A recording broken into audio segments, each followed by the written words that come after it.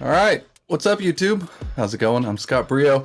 I wanted to talk to you about how to make proper stems for archival purposes, or for sending out for remixes, or if you're getting mastering done and the mastering engineer wants stems to make it a better master. I do mastering and I do mixing for people, and I actually prefer to do stem mixing and mastering. You know, I enjoy doing it that way because the way I look at it, it's 2020. We've got, terabyte sized SD cards. We've got hard drives for computers that are, 8 terabytes, and, internet speeds are 1 gigabit fiber. So, in 2020, we don't really need to do stereo mastering for the same reasons that mastering engineers did, in the previous days, in the 60s, 80s, 90s, even early 2000s. And so, what I see is I see a lot of people that send me stems and they don't really know how to do it. Or maybe they do know how to do it, but they don't know the best way to do it. I wanted to make a video that I could A, send to people and be like, here, watch this. And B, if you are just wanting to archive your tracks or whatever, when I make my own tracks, maybe this is a little bit OCD or a little bit crazy, but I make stems of every single sound of each track that gets finished. And I do that because, in 10 years, 20 years, if I want to go back and maybe do a better mix of something or a better master, or I want to, pull out one part from a song, what I don't want to be stuck with is a stereo file, and that's all I've got. And God forbid, stuck with a MP3, because, that happened with a lot of my early music that I made when I was, 21, 25. I'd go back and, as things change, as time changes, right?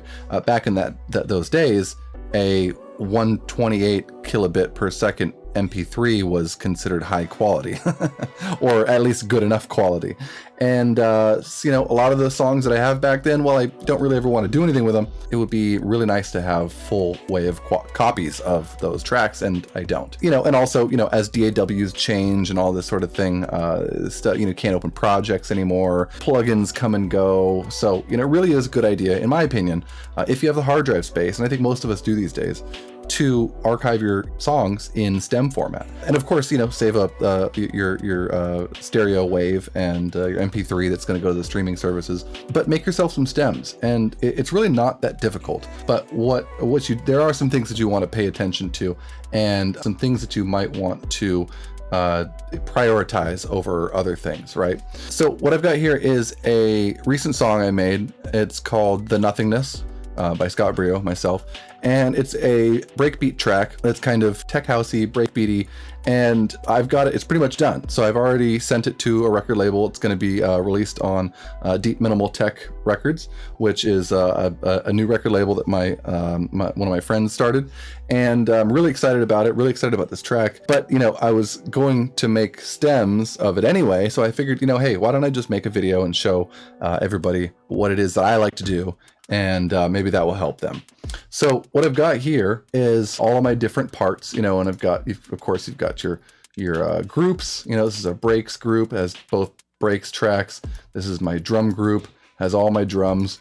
And what I've done in advance to prepare, because it takes a long time, is I've made 2 different sessions. One using the standard Ableton multi-track export. So Ableton gives you an option to render the master track, which is your stereo output, or you can do all individual tracks, or you can do selected tracks only, or you can do any of the ones here. Why you wouldn't just hit a solo on the track and then export the master, I don't know why, but I mean, hey, it's good to have options, right? So what I'm going to be talking about today is doing the individual tracks that Ableton gives you, bouncing stems that way, versus what I do, which is the manual export, manual stem creating. And I tend to think there's a use case for both, but I tend to think that the manual export, while it does take a little bit longer, there's a lot of benefits to it. And, this is a lot of big benefits. Well, we'll get into it, and I'll show you what I mean exactly. When I make my stems, what I do is I'll basically start here, and I'll start with the first track.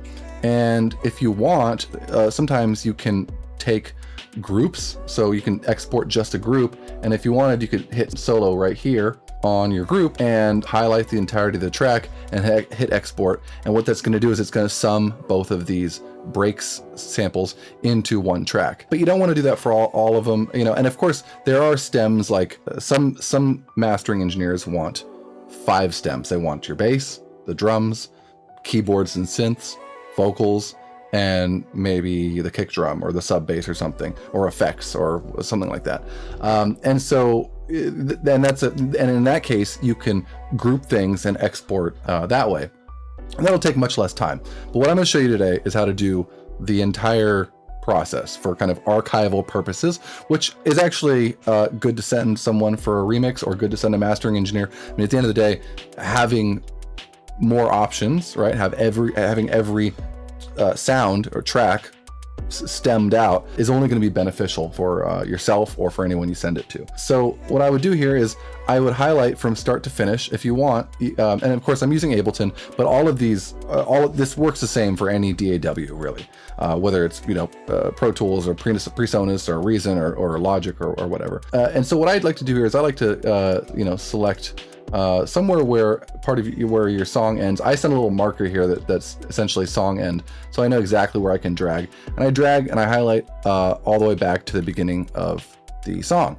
And that way you know that every single one of your exported sounds, your stems, are going to have the same length and start at the very beginning of the track. Because what you want is you want the person that's remixing, or your mastering engineer, or yourself at a later date, to be able to take those tracks and just slap them into another session, and everything will sound exactly like it did with your finalized track. Of course, you know, without the mastering on it, you want to make sure to take off any of the effects or compression, limiting, you know, all that stuff on the master track, because you might want to change that later, and you don't want your archive to have a master on it, because you can always redo your master. It doesn't take all that long, or you can always send it to someone to do a new master. So anyway, what I would do is I would essentially highlight this whole thing. And I like to highlight the whole thing from start to finish for pretty much every track. And some people would say, well, you're wasting a lot of space on your hard drive, and gee, you know, that's gonna be like a massive stems folder. And you're right, it is. It will be. But what it does do is it ensures that if you have any reverbs or delays that go on through the entirety of the track, or even just part of them, you know, if you were to just highlight part of this here, and, you know, like this, well, maybe this song, you know, this isn't the right track to be explaining this for, but you know, maybe there's an echo that goes out here, or a delay or a reverb, and then, you know, you import it later just to find out that the stem is cut off at the end of the reverb tail. That's happened to me, and it was very annoying. And then of course the project that I went to open later didn't work. So I learned a very valuable lesson to always highlight start to finish and export the whole thing, because, you know what, as I was saying before, hard drive space is cheap, and there's just not really any reason not to. It also creates a kind of nice uniformity. So what we're going to do is we're going to go through the manual way of doing it, which is the preferred way, and then we'll do I'll show you the Ableton kind of automatic way. So with this part of our timeline highlighted and the single track we want to be exported, soloed, we can hit Control-Shift-R, or you can go up into File and to Export. You're going to want to make sure your rendered track here is unmastered. You already have your timeline highlighted, so you don't need to worry about the start or length of your render. And for all of these, you know, there's include, return, and master effects. That we can talk about more later. I wouldn't worry about it now. Render as loop, convert to mono, normalize, create, none of these you're going to want to worry about. I would make sure that you're creating your music and exporting in something a little bit higher than 44.1. 44.1 is fine, but I would do 48K, sorry, just so that you know that you're working a little bit higher than CD quality. That way it allows for you to squeeze a little bit extra quality out of it. You want to make sure you've got PCM on. PCM, encoding to a PCM means that you're going to have a WAV file. Type here is WAV. You can also do AIF, but I prefer WAV for everything, because it's the most uncompressed. It's not compressed at all. It's a complete uncompressed WAV file. And, you know, stick to 24-bit depth. I wouldn't do dither for your stems. If you're exporting a track as your final stereo file, and you don't have a limiter on your master that already does dither, then maybe you want to put it on. But if you're doing stems, no dither. And then of course leave, you know, MP3 off, upload to SoundCloud, definitely leave that off. Video, yeah, none of that stuff. So what I would do is I would hit export. I'm not going to do it now because I already did this earlier. And then you would basically just go through and solo the next one, and hit render and hit export and give it a different name. What I like to do here is I'll name things Scott Brio, The Nothingness, which is my artist name, and the name of the track, and put, you know, underscores in between it. And then I'll put 808 tape clap. And then the next one, bass blasts. And the next one, break vocals and breakbeat 1 and that sort of thing. And it ensures that your files won't just, you won't have like 10,000 808 tape clap tracks or 1,000 verse 1 tracks. You'll have the name of the song, the artist, and the sound that you're exporting. So it's good to be specific, because you can do a lot of these, you know, it can get really convoluted and confusing quickly. And it's good to save this into its own folder. So what I do is when I make a stereo master, when I finish the song, I put my stereo wave in there. I convert that to an MP3. And then I put my album artwork in there. So I have all 3 of those, and then I'll create a stems folder. And in that stems folder, I will export all of these individual sounds.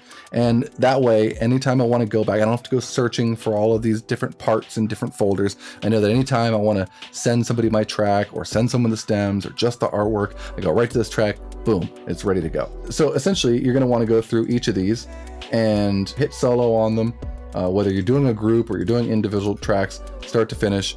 And again, you want to make sure that when you do this, so I got to duck around my camera here, all of your master effects are turned off. Any processing, limiting, compression, tape, all that stuff. What I do leave on is sometimes I'll use like a Unity plugin, for example, here, that has gain automation, and that is sort of relevant to the track. And so I'll leave those.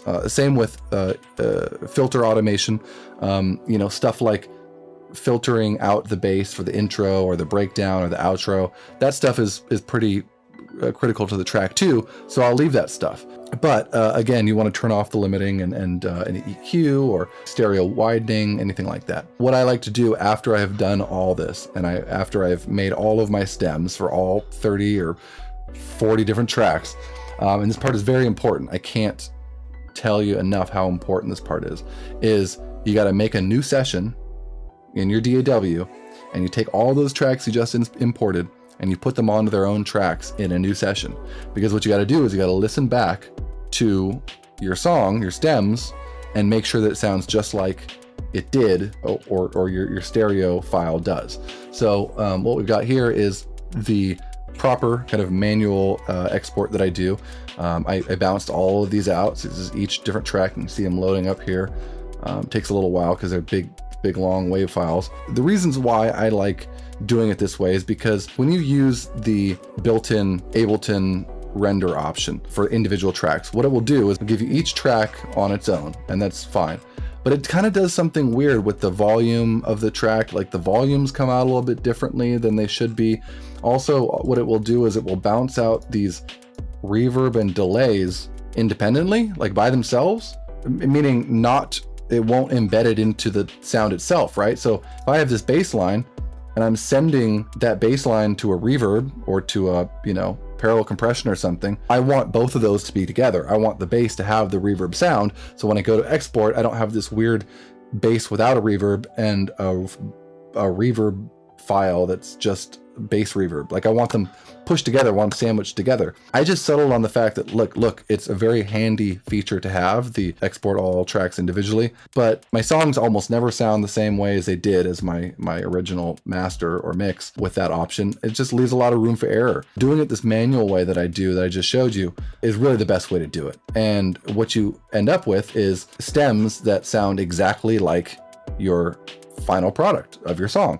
And that's what you want. You don't want any error in, you know, any of the sounds or effects or anything. And for every one of these, you know, I made sure to export all the way to the end of the track, except for these two, which you can see are just 2 synth parts at the beginning of the track. I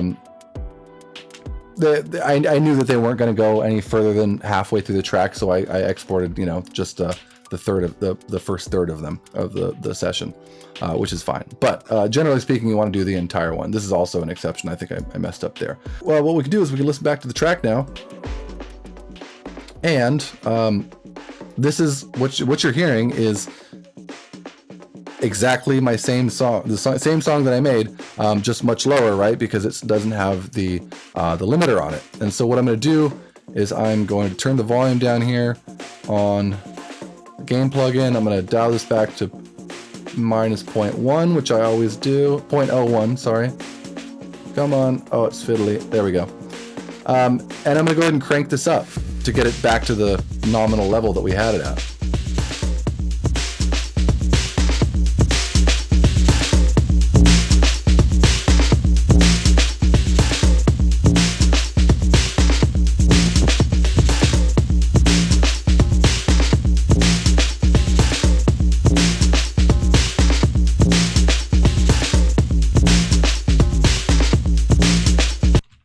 So there you go. You can hear it. I mean, you know, I won't play the whole song for you, but that is essentially the exact same. You know, of course, the mastering, I didn't do the full mastering on this track. So you're just hearing the original mix through the limiter, and that's it. But I can tell you right now, if I were to slap on my exact mastering chain, they would sound exactly the same as the stereo file that I did before. For archival purposes, this is great. Of course, want to make sure your BPM is the same, but once it's the same, all of your sounds will start and end right where you want them to, right on the grid, so you can go in there and cut things up if you're remixing. It's just, it's a really, really great way to do it. And so again, I can't stress enough the fact that you have to do this part 2 of making your stems is double checking them every time, because God forbid you forget one sound or whatever, and then 5 years later you come back and you don't have it, or you send the stuff to your mastering engineer. This has happened to me a number of times. Send the stuff to your mastering engineer without having checked it, and the sounds are only halfway rendered, or cuts off somewhere, or you're missing sounds completely. And then what you do is you end up going back and forth, sending multiple stem versions to your mastering engineer. Things get really confusing, and you got to really pay attention as a mastering engineer what you're adding back, and the notes that your client is telling you about the song. So it gets hairy, and so it's better to just check it the first time, make sure it's all perfect, and then send it across in a nice zipped file or something like that. What I'm going to show you now here is the other option, which is Ableton's export all tracks individually option. And so what I'm going to do is I'm going to just play this part one more time before we go over to the other session, to show you exactly, how loud and what it sounds like, because this is how it should sound like.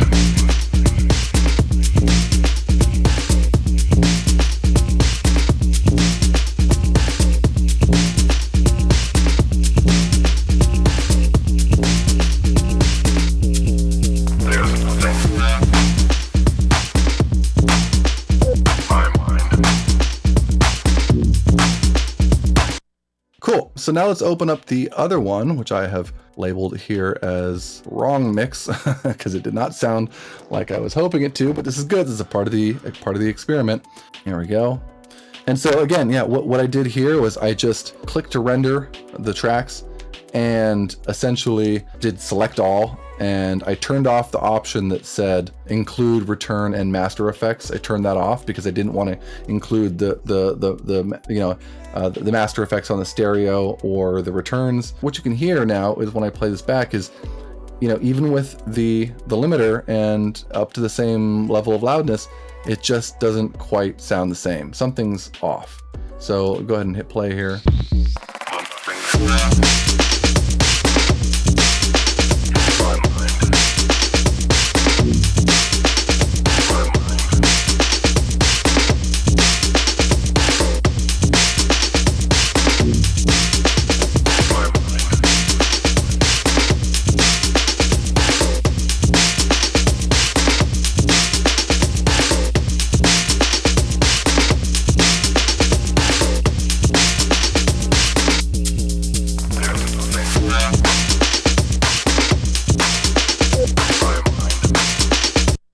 So I could tell you right now, the mix is off, or like what I exported with that method is off. The vocals are way too loud. The breakbeat samples are way too loud, or the vocals are way too soft. The breakbeat's way too loud.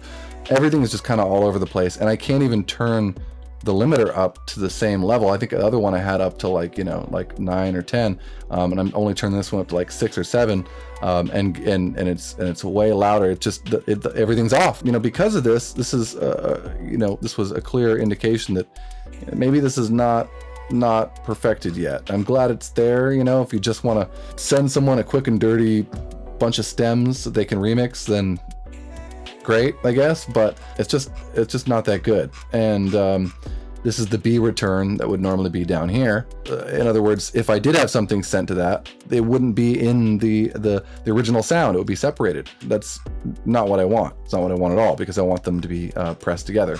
I urge you to mess around with both of them. Again, I would urge you to do them the kind of manual way. It does take a bit longer, and you have to sit there and you have to kind of focus. You can't just highlight all and export, but the difference is very, very drastic. And of course, you want to end up with, you know, your proper archive of your tracks so that you can have them later, and avoid doing this, you know, sending of multiple versions to your mastering engineer, that sort of thing. So I'm trying to save you that headache. Just good practice. So I hope this has been helpful. I am Scott Brio. This has been Music Producer Diaries, and I will see you guys on the next one. Peace out.